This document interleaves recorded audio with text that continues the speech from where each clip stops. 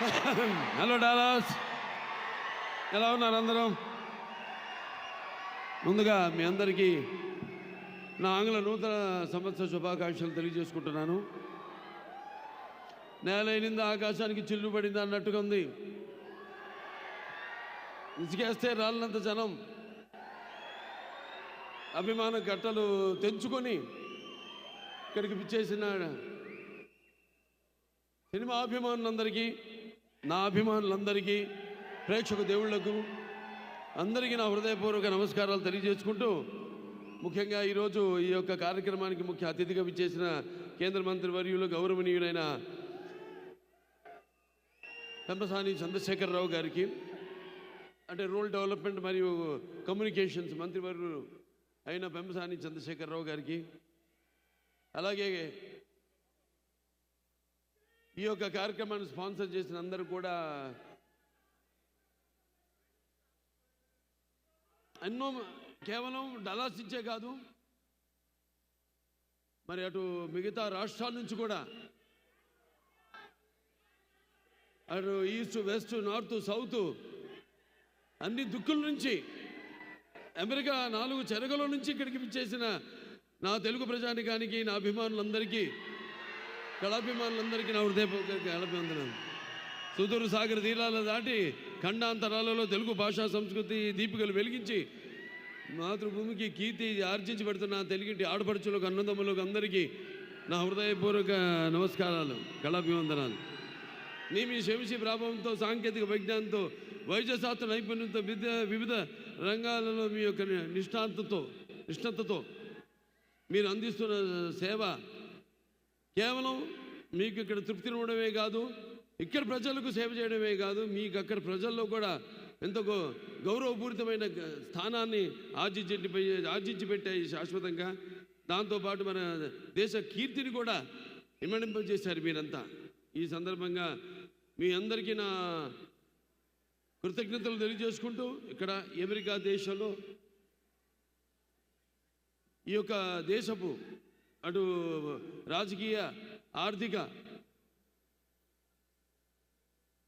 మరియు సామాజిక రంగాల్లో ఈ దేశానికి మీరు మీ సేవలను అందిస్తూ, అలాగే ఇక్కడ ప్రభుత్వాలకి మీ సహాయ సహకారాలు అందిస్తూ, అలాగే ప్రభుత్వాలు కూడా మీరు అందించే ఈ సహాయ సహకారాలకు స్పందించి వారు కూడా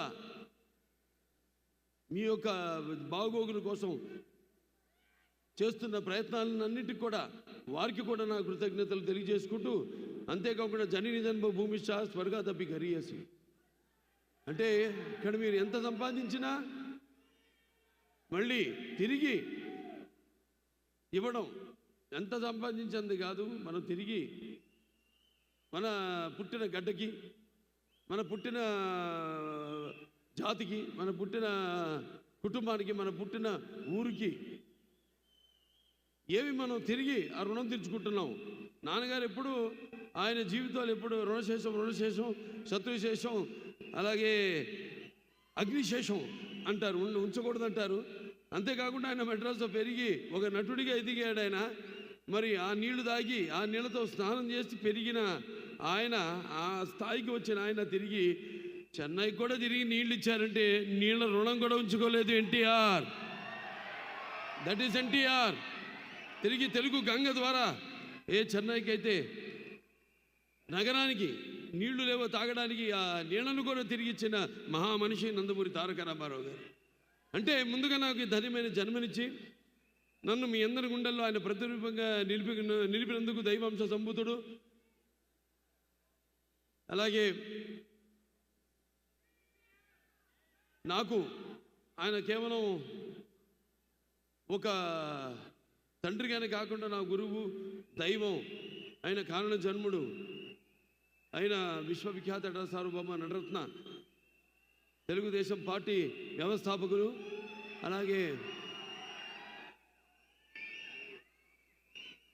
డాక్టర్ పద్మశ్రీ నందమూరి తారక రామారావు గారికి ఆయన ఈ శత జయంతి సందర్భంగా మొన్న మే 28న జరుపుకున్నాము. ఇక్కడ కూడా చాలా మన వాళ్ళందరూ కూడా జరుపుకున్నారు. మొత్తం అమెరికాలో జరుపుకున్నారు మన వాళ్ళంతా. అలాగే మొన్న ఆయన మొదటి సినిమా అయిన మన దేశం విడుదలయ్యి 75 సంవత్సరాలు పూర్తి కావడం, అలాగే నేను ఈ చలనచిత్ర పరిశ్రమలోకి వచ్చి 50 సంవత్సరాలు కావడం, ఇది ప్రపంచ రికార్డు. ఇంతవరకు ఎవ్వరూ ప్రపంచంలో 50 సంవత్సరాలు హీరోగా ఎవరు రాణించలేకపోయారు. ఒక 25-30 సంవత్సరాలు చేయడం, తర్వాత రిటైర్ అవ్వడం, లేకపోతే వేరే క్యారెక్టర్ రోల్స్కి వాళ్ళు షిఫ్ట్ అవ్వడం జరిగింది. కానీ ఒక హీరోగా 50 సంవత్సరాల ఘనత నాకు దక్కింది. అది ఆ పుణ్య దంపతులు బిడ్డగానే పుట్టినందుకు అది వాళ్ళ ఒక ఆశీస్సులు, ఆ కళమ్మ తల్లి ఆశీస్సులు, నా ప్రేక్షక దేవుళ్ళ ఆశీస్సులని నేను భావించుకుంటాను. అంటే రామారావు గురించి ఎంత చెప్పినా ఆ సూర్యుడిని వేలుతో చూపించినట్టే అవుతుంది. ఆయన నడుస్తుంటే మరి పౌరాణికాలు ప్రాణం పోసుకున్నాయి, జానపదాలు జావలీలు పాడాయి, సాంఘికాలు సామాజ గమనాలు అయ్యాయి, పద్యం పదునెక్కింది, పాట నాట నిలిచింది. అలాగే కళామ తల్లి కన్నుల పండుగ చేసుకుంది, కడకళలాడింది, గలగల నమ్మింది. మరి కేవలం మన దేశంలోనే కాదు, ప్రపంచంలో ఎక్కడ మనం వెతికి చూసినా, ఎక్కడ మనం గాలించినా కూడా మరి అటువంటి ఒక నటుడు ఎవరైతే నటనలో పరకాయ ప్రవేశం చేసి అడుమడుగులో ఆ పాత్ర నింపుకుని ఎలాగైతే నటనకు జీవం పోశారో ఆయన, అలాగే ప్రతి పాత్రను,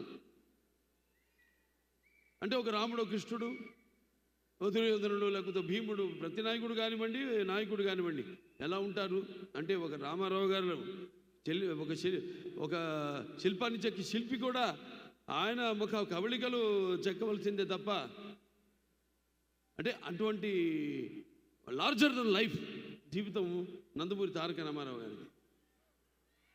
మరి ఆయన ఆనాడు ప్రతి తెలుగు బిడ్డ, ప్రతి తెలుగు మట్టి గడ్డ కూడా నేను తెలుగు వాడిని అని చాటి చెప్పే ఒక ధైర్యాన్ని, ఒక స్థైర్యాన్ని, ఒక దిగువని, ఒక ఆత్మవిశ్వాసాన్ని, అలాగే ఒక ఆవేశాన్ని వాళ్ళని బయటికి తీసుకొచ్చి చెప్పే ఒక సత్తా ఇచ్చిన తెలుగు తేజం నందమూరి తారక రామారావు గారు. అలాగే తెలుగుదేశం పార్టీ పెట్టి మరి ఆనాడు ఎంతోమంది ఈ రాజకీయాలకి దూరంగా ఉన్న ఎంతోమందిని, అసలు రాజకీయాలంటే కూడా తెలియని వాళ్ళని, ప్రతి తెలుగు బిడ్డ బొడ్డు కొయ్యక ముందే రాజకీయాలేంటో తెలియజేసిన వాళ్ళలో చైతన్యం రగిల్చిన ఒక నాయకుడు నందమూరి తారక రామారావు గారు. అందుకే నేను అంటుంటాను, ఎన్టీఆర్ అంటే కేవలం నందమూరి తారక రామారావు గారు కాదు, అంటే నటనాలయం, ఆయన ఇల్లు ఒక నటనాలయం, అందులో ఆయన ఒక నటరాజు నరసింహుడు. టీ అంటే తార మండలంలోని తారక ధ్రువ తారకుడు. ఆరంటే రాజాజు రాజర్షి రాజకీయ రమణీయ గమనీయ గుణధాముడు. అందుకే ఆయన అందరి గుండెల్లో నిండుగా మెండుగా ఉండి నేను ఎప్పుడు మీకు అండగా ఉంటానని చెప్పి తెలుగుదేశాన్ని పార్టీని స్థాపించారు. ఎన్నో విప్లవాత్మకమైన పథకాలను ప్రపంచంలోని ఎవరు ధైర్యం చేయని, సాహసించని ఎన్నో విప్లవాత్మకమైన పథకాలను ప్రవేశపెట్టారు. అలాగే ఆ పథకాలన్నీ కూడా ఎన్టీఆర్ రాజకీయాల్లోకి రాకముందు, వచ్చిన తర్వాత ఆ పథకాలు అంటే ప్రజల కోసం, వాళ్ళకు మేలు చేయడం కోసమని ఆ పథకాలను ప్రవేశపెట్టి అమలు చేసి, ఆయన తర్వాత కూడా ఆ పథకాలను ప్రవేశపెట్టేలా అమలు చేసేలా చేసిన మహానుభావుడు నందమూరి తారక రామారావు గారు. అందుకే మరి అది ఎన్టీఆర్ దూరదృష్టి. అందుకే ఆయన పేదవాడి బాధ తెలిసిన నాన్న ఆయనే. అలాగే జనం భవితకు ఒక బాట చూపించిన నాన్న ఆయనే. అలాగే ఆయన్ని ముందుండి మంగళహారతులు పట్టి ఆయన్ని ఒక అన్నగా భావించి గౌరవించిన, మహిళలకు ఆర్థిక స్వాతంత్రాన్ని ఇచ్చిన అన్న కూడా నందమూరి తారక రామారావు గారు. ఇది ఇంకా చెప్పుకుంటూ పోతే ఆయన చేసిన విప్లవాత్మకమైన పథకాల గురించి నేను చెప్పాను. ఆ సూర్యుడిని వేలుతో చూపినట్టు అవుతుందని. ఇక నా విషయానికి వస్తే చెప్పే నాకు నా గురువు, నా దైవం, నా మెంటరు అంతా కూడా నందమూరి తారక రామారావు గారు అని ఆయన్నే ఒక స్ఫూర్తి ప్రదాతగా తీసుకొని మరి అంచెలంచెలుగా ఆయన్ని అంటే నా బాటలో ఆయన్ని అనుసరిస్తూ ఆ అనుకరణలో అనుసరించడంలో తర్వాత ఉన్న ఆనందాన్ని పొందుతూ ఈనాడు నేను ఒక సానబెట్టుకున్న ఒక వజ్రాన్ని మీ అందరికీ నేను తెలియజేసుకుంటున్నాను. అంటే నేను ఎప్పుడూ అంటూ ఉంటాను, చాలామంది ఎన్నో రకాలుగా విమర్శలు కురిపించారు, వాటిని పట్టించుకొని నేను చెప్పేవాడు నవ్వేవాడు నవ్వని ఏడ్చేవాళ్ళు ఏమని అన్నట్టు నేను అనుకున్నది ఆ బాటలోనే నాకు ఆధ్యాత్మిక చింతన ఎక్కువగా ఆయన నడిపిస్తాడు ఆ భగవంతుడే, ఆ పుణ్య దంపతులే నడిపిస్తారు అని ఒక నమ్మకం, విశ్వాసం, దృఢమైన విశ్వాసం వేరు, దృఢమైన విశ్వాసం వేరు. ఆ దృఢమైన విశ్వాసంతోనే ఇలా 50 ఏళ్ళైంది ఇండస్ట్రీకి వచ్చి ఎన్నో రకరకాల పాత్రలు చేశాను. మొదటి బొట్టు దిద్దింది ఆయనే, తిలకం పెట్టింది ఆయనే. ఆ సుముహూర్తాన్ని ఏ ముహూర్తాన్ని అయితే ఆయన నా నుదుటిన బొట్టు పెట్టారో ఆ ముహూర్తం నుంచి నా యొక్క ఈ చలనచిత్ర ప్రస్థానం మొదలైంది. ఎన్నో పాత్రలు చేశాను, రకరకాల పాత్రలు, అటు జానపదాలు కానివ్వండి, పౌరాణికాలు కానివ్వండి, లేకపోతే మన ఆదిత్య తీసిన ఫస్ట్ ఇండియన్, మన గొప్పలు మనం చెప్పుకోము. ఇప్పుడు వస్తున్న టెక్నిక్ వీళ్ళు ఎక్కడ ప్రస్తావన లేదు ఆ సినిమా గురించి. చేయబోతున్నాను దాని సీక్వెల్ కూడా అతి త్వరలో. ఫస్ట్ ఇండియన్ సోషియో ఫ్యాంటసీ చేసింది మన తెలుగు వాళ్ళు అని యావత్ భారతదేశం గర్వపడాల్సింది. అటువంటిది చాలామంది తెలియదు ఆ సినిమా గురించి, వేరే భాష వాళ్ళకి.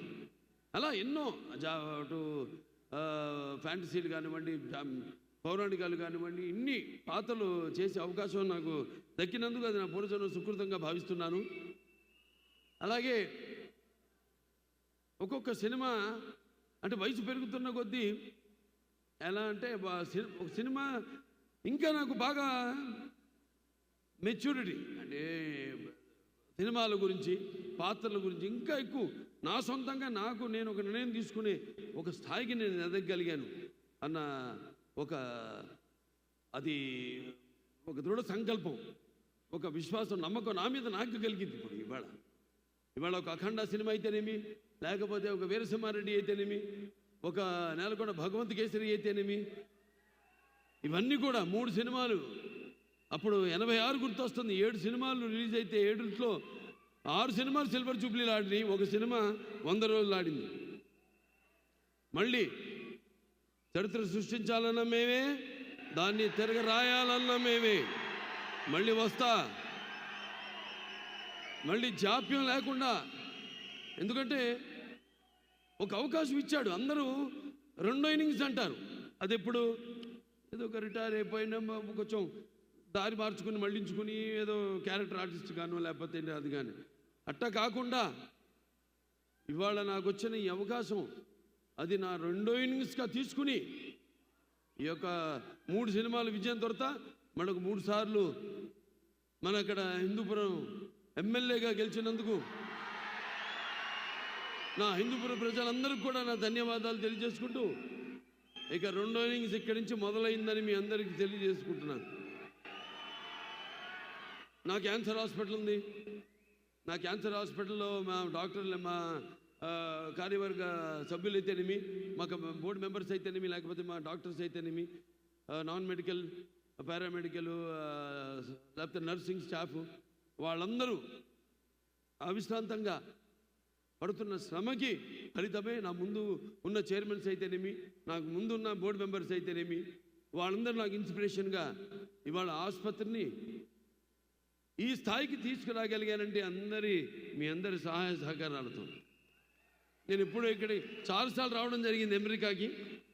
ఫండ్ రైజర్స్కి మాకు ఇక్కడ అయాకో ఉంది, ఇండియన్ అమెరికన్ క్యాన్సర్ ఆర్గనైజేషను. అలా ఇక్కడికి వచ్చినప్పుడల్లా మేము చేస్తున్న సేవలను గుర్తించి మీరు అందిస్తున్న సహాయ సహకారాలు, అలాగే బ్యాంక్స్ వాళ్ళైతేనేమి, లేకపోతే public and private industrial sectors అయితేనేమి, అందరూ దాతలు, మీ అందరి వల్లే ఆ ఆసుపత్రి దినదినాభివృద్ధి చెంది ఏదైతే అత్యాధునికమైన పరికరాలు వీటన్నింటినీ అంటే అప్డేట్ చేసుకుంటూ అందరికీ మేము ఈ సేవలు అందించగలుగుతున్నాం. అది మీ అందరి యొక్క సహాయ సహకారాలు ఉండబట్టే తప్ప లేకపోతే నా వల్ల సాధ్యం కాదది. ఒకటి నాన్నగారు పేరు, రెండోదేమో అమ్మగారి పేరు. అంటే ఒక పుణ్య దంపతుల బిడ్డగా పుట్టిన ఈ ధన్యమైన జీవితం ఇలాగే మీ అందరి సహాయ సహకారాలతో ఇక ముందుకు ఇలాగే మన యొక్క ఈ యొక్క సత్సంబంధం కొనసాగాలని దేవుణ్ణి కోరుకుంటూ మరి ఈనాడు డాకు మహారాజ్ అంటే ఒక పాత్ర నుంచి పుట్టింది కథ. ఇప్పుడు చెప్తుంటా చాలా సందర్భాల్లో ఒక పంచపక్ష పరిమాణం వడ్డించిన విస్తరి కావచ్చు, ఫుల్లీ లేడ్ ప్లాటర్, లేకపోతే ఒక పాత్రలో ఇచ్చి, లేకపోతే ఒక సన్నివేశంలో నుంచి ఏదో మన జీవితంలో జరిగిన దాంట్లో నుంచి, లేకపోతే ఇంకో సినిమాలు చూసి వేరే భాష సినిమాలు చూసి ఇన్స్పైర్ అయ్యి అందులోంచి ఒక కథ పుట్టుకొస్తుందని. డాకు మహారాజ్ పుట్టింది ఆదిత్య 369 సినిమాలో. నేను శ్రీకృష్ణదేవరాయలు కృష్ణ కుమార్ని కాపాడుతాడు బాణంతో ఉరి తీస్తున్నప్పుడు, ఆ పాత్రలోంచి పుట్టిన కథ డాకు మహారాజ్ పాత్ర. ఆ వేషధారణ, వాచకం, ఆంగికం అన్నీ కూడా పుట్టింది ఒక పాత్రలోంచి. ఆ పాత్ర చుట్టూ ముందు కథ పాత్ర అనుకున్నాం ఇలా ఉంటే బాగుంటుందని, ఆ తర్వాత దాని చుట్టూ కథ అల్లడం జరిగింది. కథ కూడా ఇలాంటి కథ కాదు మరి, ఎందుకంటే బాలకృష్ణ సినిమాని కానీ నాకెంతో బాధ్యత ఉంది సమాజం వైపు. సినిమా అంటే నిన్నట్టే ఎన్నో సందర్భాల్లో కళ్ళు మూసుకున్నప్పుడు కలిగేది కళ, కలగంటున్నప్పుడు కలిగేది, అలాగే నిద్రపోతున్న సమాజాన్ని మేల్కొల్పేది కళ అని. అలాంటి నా ఒక ఎన్టీ రామారావు అబ్బాయిగా, అలాగే ఒక ప్రజాప్రతినిధిగా నా భుజస్కంధాలపై ఎంతో బాధ్యత ఉంది. మంచి సినిమాలు ఇవ్వాలి, ఒక మంచి సందేశంతో సినిమా ఇవ్వాలి. ఈ సినిమాలో కూడా సందేశం ఉంది, చాలా మంచి సందేశం. రేపు చూస్తారు మీరే, 12 విడుదల కాబోతుంది. సో ఇలా చేసుకుంటూ ఒక్కొక్క పాత్రని ఎలా ఉంటే బాగుంటుంది ఏంటనేది ఇది ఒక సమిష్టి కృషిగా భావిస్తాను నేను. ఇప్పుడు ఏ సినిమా అయినా సరే ఏ ఒక్కడి వల్ల కాదు సినిమా.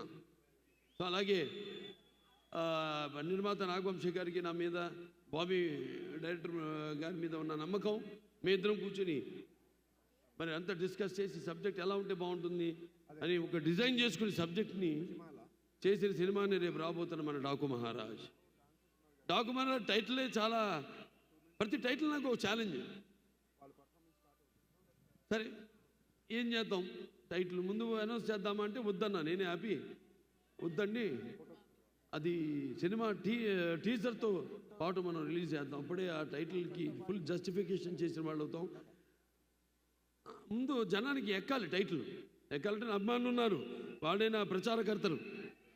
ఏ సినిమా నేను నా ప్రతి అడుగు, ఎందుకంటే నాదొక ఓపెన్ బుక్ అని అందరు తెలిసిందే, దాపరికాలు లేవు,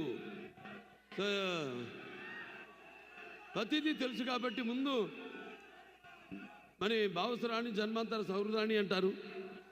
పోయిన జన్మలో ఒకరిద్దరితో మనకు తెలిసిన వాళ్ళు ఉంటే ఈ జన్మలో ఏదో కొంత వాళ్ళిద్దరు ఒక 5-6 ఒకళ్ళు పొందొచ్చు.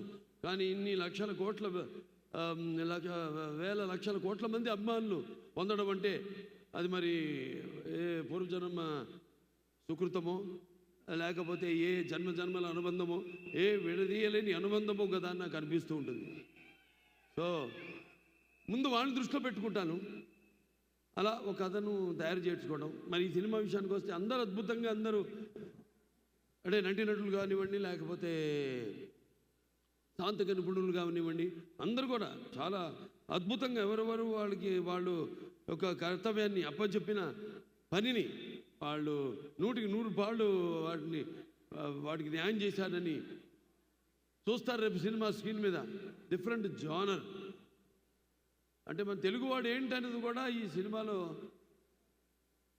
ద్వారా తెలియజేయడం జరిగింది. సో అలా చాలా మంచి నిర్మాత మా నాగవంశీ గారు. నా అభిమానుడుగా ఫ్యాన్ కూడా ఇక్కడే డలాస్ వచ్చిపోతుంటాడు ఆయన ఎక్కువగా. ఆయన ఎంతో ఒక మంచి నిర్మాతలు, అందరూ మంచి నిర్మాతలే. కాకపోతే ఇప్పుడు మీకు తెలుసు ప్రతి వాళ్ళు అందరూ పోటీ పడుతున్నారు. ఏది ఎంత కుంచుకుపోయింది, ప్రపంచం అంతా కుంచుకుపోయింది. ఇన్స్టాగ్రామ్ అని, లేకపోతే వాట్సాప్లని, ఇలా ఎక్కడెక్కడ మొత్తం కుంచుకుపోయిన ఓటీటీ ప్లాట్ఫామ్ కానీ, ఇదంతా కూడా కాంపిటీషన్ పెరుగుతున్నప్పుడు వాటిలన్నిటికీ సవాలుగా నిలబడింది ఒక్క బాలకృష్ణే. రెడీ, వాళ్ళ పని వాళ్ళు చేసుకుంటారు, మన పని మనం చేసుకుందాం అంతే.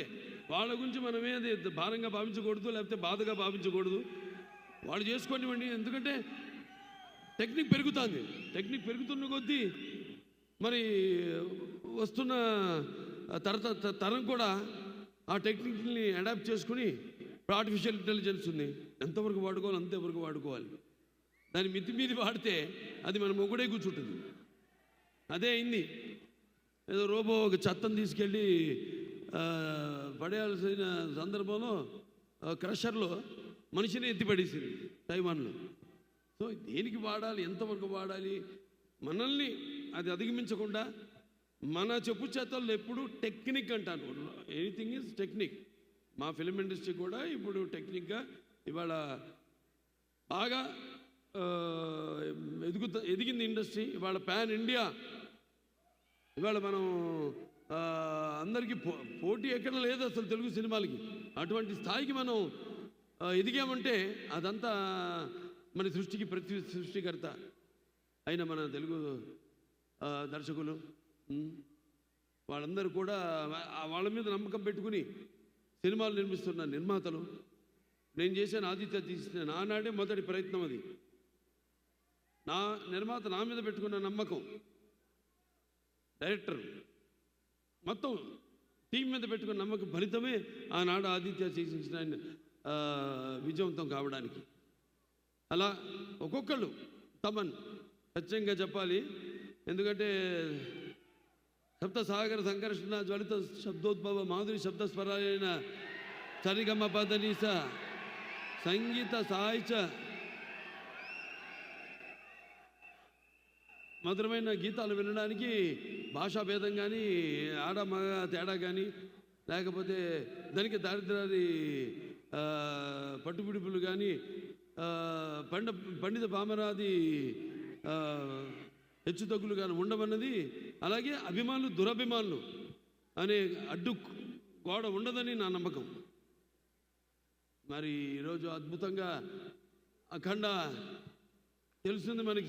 ఇక్కడ అమెరికాలోనే మొదలైంది చరిత్ర. ఏది థియేటర్లో సబ్బూపర్లు బ్లాస్ట్ అయ్యి. కానీ నేను ఒకటే మీకు చెప్పుకుంటున్నా, ఒకటేంటంటే మనం ఎక్కడున్నాం, ఏ దేశంలో ఉన్నాం అన్నది కొంచెం మనం గమనించి అప్రమత్తంగా ఉండి వీళ్ళకి నేను చెప్పి అన్నట్టు మనం కూడా మన సహాయ సహకారాలు అందించాల్సిన అవసరం ఉంది. ఇక్కడ ఓకే, మనకి అక్కడ అలవాటు ఈ కాగితాలు, రంగు కాగితాలు ఎగరేయడాలు, అవన్నీ వాళ్ళకి ఫైరు, ఇవన్నీ వాళ్ళకి న్యూసెన్స్ ఉంటాయి ఇక్కడ. అవన్నీ వాళ్ళు చెప్పినట్టుగా మనం అంటే అల్లరి చేయకుండా, ఓకే అల్లరి చేయండి కానీ ఆగమం చేయొద్దు. అది నేను చెప్పేది. ఎలాగో మీ కొన్ని ఏదైతే వాళ్ళు వద్దంటున్నారో మనం గౌరవిస్తే మనమేంటో మనం చాటుకున్న వాళ్ళం అవుతాం. అది నేను చెప్పేది. ఎస్పెషలీ అది జరిగేది నా ఒక్కడికే. కాబట్టి నా అభిమానులందరికీ నా తరఫు నుంచి ఒక చిన్న విన్నపం ఏంటంటే, మీరు అల్లరి చేయండి, ఓకే అరవండి, కేకలేయండి, దాని గురించి కాదు, ఆగమం చేయదు థియేటర్లో. ఎందుకంటే అది లేనిపోని మన దీన్నే ప్రతిబింబిస్తుంది. ఎందుకంటే ఇక్కడ కొన్ని రూల్స్ ఉంటాయి, ప్రోటోకాల్స్ ఉంటాయి. ఆ ప్రోటోకాల్స్ అన్నీ మనం పాటించాల్సిన అవసరం ఉంది. మరొకసారి మీరందరికీ, అలాగే మా కెమెరామెన్ గురించి కూడా ప్రత్యేకంగా చెప్పుకోవాలి. విజయ్ కన్నన్ అద్భుతంగా చిత్రాన్ని ఆయన లైటింగ్ స్కీమ్లో దాన్ని, అంటే డైరెక్టర్ అది ఎలా అంటే గవర్నమెంట్ లాగే ఉంటుంది. ఎలాగైతే మనం అనుకుంటామో ఈ పథకాలని, కానీ ఇంప్లిమెంట్ చేసేది కింద అధికారులు, క్షేత్రస్థాయి వరకు అధికారులు. అలా డైరెక్టర్ మైండ్లో అనుకున్న షాట్ని కరెక్ట్గా డైరెక్టర్ అనుకున్నట్టు చూపగలిగే సత్తా ఒక కెమెరామెన్ చేతుల్లో ఉంటుంది. అటువంటి అద్భుతంగా కొత్త జోనర్కి తన లైటింగ్ స్కిల్స్తో అద్భుతంగా అందరినీ అందంగా ఎంతో బాగా ఏ పాత్రలు ఇప్పుడు దాంట్లో ఉన్నాయి 2-3 గెటప్లో షేడ్స్ ఉన్నాయి నా పాత్రలు. ఎలా ఉండాలి, ఎలా లైటింగ్ చేయాలి ఏంటి అనేది చాలా బాగా చేశాడు ఆయన. ఇక డైరెక్టర్ బాబీ చాలా అసలు ఇంత సినిమా చేశాడా నాకు ఇప్పటికీ అనిపిస్తుంటుంది. ఎందుకంటే ఎప్పుడు సైలెంట్గా ఉంటాడు, సెట్స్లో ఏమి హడావుడు ఉండదు, చాలా కూల్గా ఉంటాడు మనిషి, క్వైట్గా ఉంటాడు ఆయన. అటువంటిది తనకు కావాల్సింది. అలాగే ఎవరైనా సూచనలు ఇస్తే అవి తీసుకుని ప్రొడ్యూసర్ కానివ్వండి, అనుభవం ఉన్న ప్రొడ్యూసర్ లేకపోతే అనుభవం ఉన్న నటుడు ఇక్కడ ఉన్నాడు, మేము చెప్పినవి మళ్ళీ అంతర్మదనం చేసుకుని ఎంతో అద్భుతంగా స్క్రిప్ట్ని మలిచి, అంటే ముత్యాలు ఏటపాలుగా దొరికితే చూడడానికి ఎంత అందంగా ఉంటాయో అంత అందంగా ఆ నటీనటుల నుంచి హావభావాన్ని రాబెట్టుకోగలిగిన సత్తా, అలాగే మన మ్యూజిక్ డైరెక్టర్ తమ నుంచి కూడా అద్భుతమైన బాణీలను రాబెట్టుకోగలిగిన, అలాగే అద్భుతమైన సాహిత్యం రచించిన శ్యామ్ గారు అయితేనేమి, అనంత శ్రీరామ్ గారు చాలా అద్భుతంగా అన్నీ కుదురుతాయి. కొన్ని సినిమాలకి అన్నీ బాగా కుదురుతాయి. అందుకంటే ఈ సంవత్సరం రామారావు గారి యొక్క జయంతి ఉత్సవం అయితేనేమి, లేకపోతే ఆయన ఇండస్ట్రీకి ఎంటర్ అయిన 75 సంవత్సరాలు మొన్న పూర్తి అవ్వడం అయితేనేమి, నా ఈ 50 సంవత్సరం కావడం అయితేనేమి, నేను అటు క్యాన్సర్ హాస్పిటల్కి చైర్మన్గా 15 సంవత్సరాలు అయింది నేను బాధ్యతలు చేపట్టి. ఇవన్నీ ఒక నెక్స్ట్ ఇయర్ మళ్ళీ మనకి సిల్వర్ జూబ్లీ జరుగుతుంది క్యాన్సర్ హాస్పిటల్. 25 సంవత్సరాలు అవుతుంది మన క్యాన్సర్ హాస్పిటల్ పెట్టి. సో ఇలా అన్ని కాకతాళీయం యాదృచ్ఛికం అనుకుంటా అంతా అంతే. అక్కడి నుంచి ఏదో ఒక పాలపొంత ఒక విస్ఫోటనం జరిగితే తప్ప ఇలాంటివి చాలా అరుదుగా జరుగుతాయి. అది నేను నమ్మేవాడిని కాబట్టి సో నేను ఇవన్నీ చేస్తున్నాను అని ఒక అలసట లేకుండా మీరు అందిస్తున్న సహాయ సహకారాలకి ఇంకా ఎంతో చేయాలని ఒక నటుడిగా అయితేనేమి, ఒక క్యాన్సర్ హాస్పిటల్ చైర్మన్గా అయితేనేమి, ఒక సినిమా తీసి ఎంతో కష్టపడి దాని ఒక ఫలితం కోసం ఎదురు చూస్తున్నప్పుడు దాన్ని విజయవంతం చేస్తే అది మా వెన్ను తట్టి మరింకా ఇటువంటి మంచి సినిమాలు మాకు అందజేయండి అని ప్రోత్సహించినట్టే. సో ఇట్లా నేను చేస్తున్న ప్రతి సినిమాని మీరు విజయవంతం చేస్తూ ఇలా వెన్ను తట్టి ప్రోత్సహిస్తున్నందుకు ప్రేక్షక దేవుళ్ళందరికీ నా హృదయపూర్వక ధన్యవాదాలు తెలుసుకుంటూ